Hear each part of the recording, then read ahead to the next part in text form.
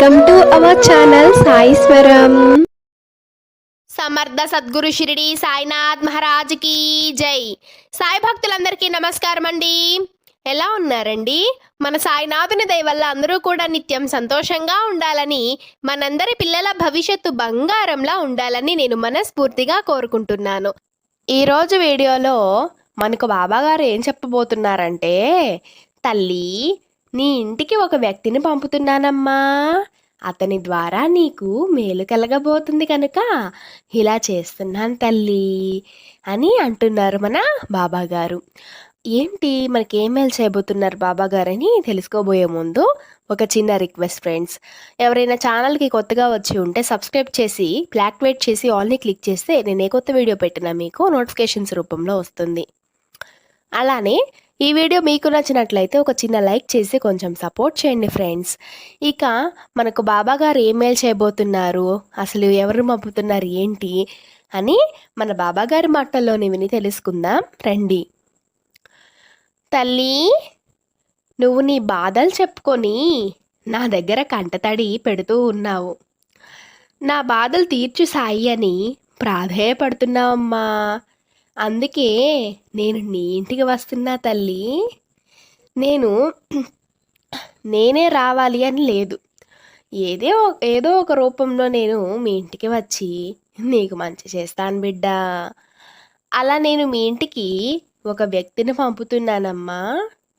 ఆ వ్యక్తి ద్వారానే నీకు చాలా మంచి జరగబోతుంది బిడ్డ. నా బిడ్డ మనసు చాలా మంచిది. ఎవరు కష్టంలో ఉండి సహాయం అడిగినా కాదనుకుంటా చేస్తావు. నీ మంచితనం, నీ భక్తి, నీ విశ్వాసమే ఈరోజు నిన్ను నాకు ఇంత ప్రియమైన భక్తురాల్ని చేశాయమ్మా.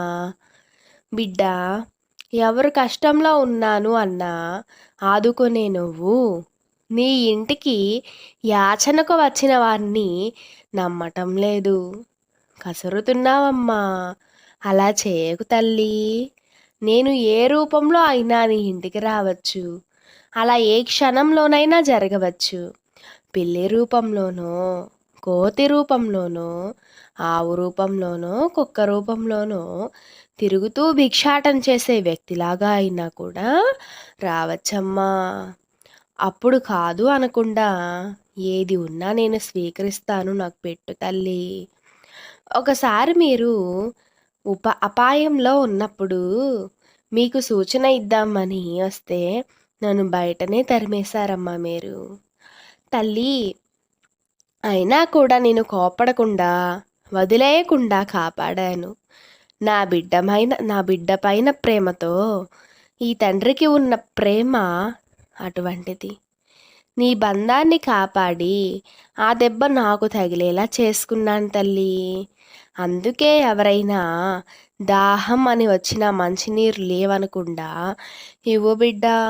ఎవరు ఏది కావాలని వచ్చినా నీకున్నది ఒక అంతో ఇంతో డబ్బులు, 1 రూపాయి అయినా ఇవ్వు తల్లి. ఇంట్లో ఏం లేకపోయినా నీకు తోచినంత సహాయం చేయి తల్లి. ఆమెనా లేవు అది దాన్ని కసురుగోకమ్మా.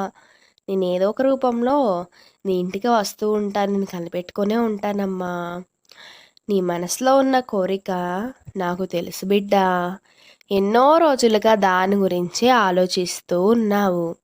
నీకు తప్పకుండా పరిష్కారం చూపిస్తానమ్మా.